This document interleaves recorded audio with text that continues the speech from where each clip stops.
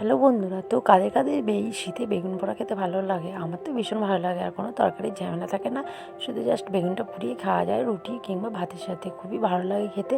তো কারা কারা খাওয়া? আমার তো ভীষণ ভালো লাগে। তো এখানে আমি ভালো করে বেগুনটাকে গ্যাসে পুড়িয়ে নেবো, পুড়িয়ে টুড়িয়ে তারপর আমি এখানে কেটে নিয়েছি পেঁয়াজ, লঙ্কা, ধনেপাতা, টমেটো অনেকে দেয়, আমি টমেটোটা স্কিপ করে যাচ্ছি।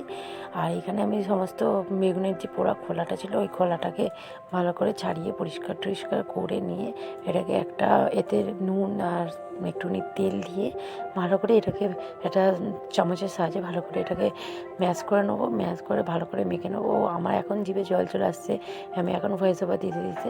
তখন তো খুবই ভালো লাগছিলো। তো এই যে আমার মাখা কমপ্লিট হয়ে গেছিলো, আর এটাকে আমি গরম গরম রুটির সাথে নিয়ে বসে পড়েছি। আমার তো খুবই ভালো লাগলো খেতে। কারা কারা এরকম খেতে পছন্দ করো কমেন্টে জানিও। আমার তো খুবই ভালো লেগেছে।